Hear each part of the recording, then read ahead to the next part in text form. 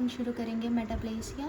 मेटाप्लेसिया commonly अगर हम लोग देखते हैं तो वो ये होता है कि वन टाइप के सेल को दूसरे टाइप में ट्रांसफॉर्म होना।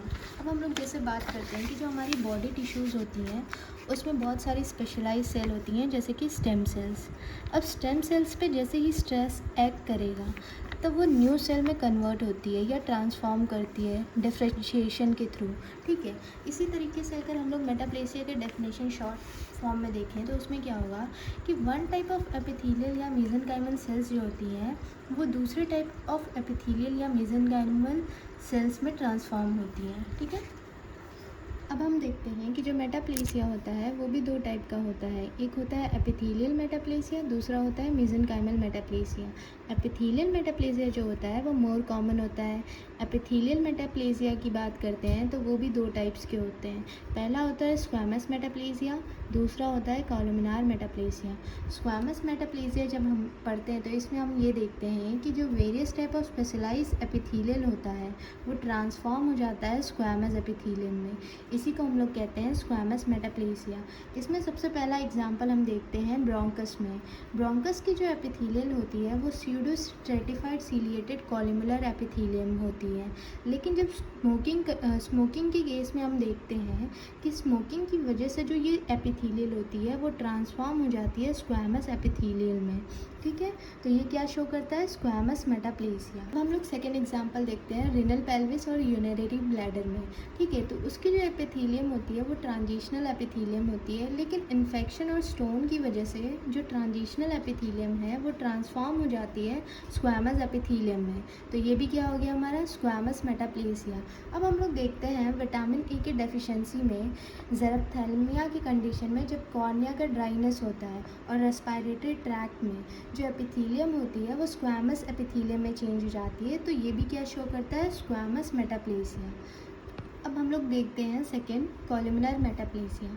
इसमें क्या होता है जो एपिथेलियम होती है उसका ट्रांसफॉर्मेशन हो जाता है कॉलमनार एपिथेलियम में। ठीक है, इसमें सबसे पहला एग्जांपल हम लोग कॉमन देखते हैं बैरेट्स ईसोफेगस। बैरेट्स ईसोफेगस में हम लोग ये देखते हैं कि जो लोअर ईसोफेगस होता है हमारा उसकी जो एपिथेलियम होती है वो स्क्वैमस एपिथेलियम होती है। लेकिन जब कार्डियक स्फिंक्टर जो होता है वो डैमेज हो जाता है या वर्क नहीं करता है तो जो स्टमक का एसिडिक कंटेंट होता है वो ऊपर की तरफ रिफ्लेक्स करता है, जिसकी वजह से जो स्क्वैमस एपिथेलियम होती है वो ट्रांसफॉर्म हो जाती है कॉलमनार एपिथेलियम में। ठीक है, और ये जो ट्रांसफॉर्मेशन होता है इसका कॉलमनार एपिथेलियम में ये प्री कैंसरस कंडीशन भी देखी जाती है। ठीक है, हम लोग बात करते हैं कि जब क्रॉनिक ब्रोंकाइटिस का केस देखते हैं या ब्रोंकियोक्टेसिस का केस देखते हैं तो जो pseudo stratified ciliated columnar epithelium है वो भी ट्रांसफॉर्म हो जाती है कॉलमनार एपिथेलियम में। ठीक है, तो ये भी क्या शो करता है कॉलमनार मेटाप्लेसिया। अब हमने देखा था कि ब्रोंकस की कंडीशन में स्क्वैमस मेटाप्लेसिया शो करता है, किसकी वजह से स्मोकिंग की वजह से।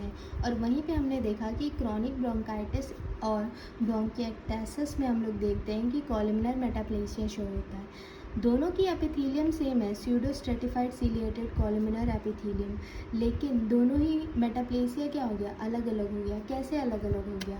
ठीक है, तो अब हम ये देखते हैं कि दोनों के पास एपिथेलियल सेम है लेकिन जो इंजीरियस एजेंट है वो डिफरेंट है दोनों का, जिसकी वजह से जो मेटाप्लेसिया क्या हो गया डिफरेंट हो गया। अब हम लोग पढ़ते हैं मेसेनकाइमल मेटाप्लेसिया। मेसेनकाइमल मेटाप्लेसिया में क्या होता है कि एक टाइप का मेसेनकाइमल सेल दूसरे टाइप में कन्वर्ट हुआ या टिश्यू दूसरे टाइप में कन्वर्ट हुआ। इसमें सबसे पहले हम लोग बात करते हैं ऑशियस मेटाप्लेसिया।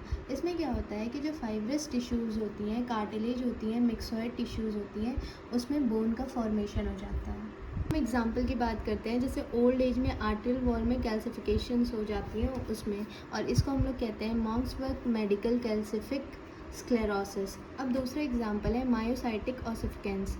मैकेनिकल ट्रॉमा में हम लोग देखते हैं कि जो मसल्स के बीच में बोन ही फॉर्मेशन हो जाता है उसी को हम क्या कहते हैं मायोसाइटिक ऑसिफिकेंस।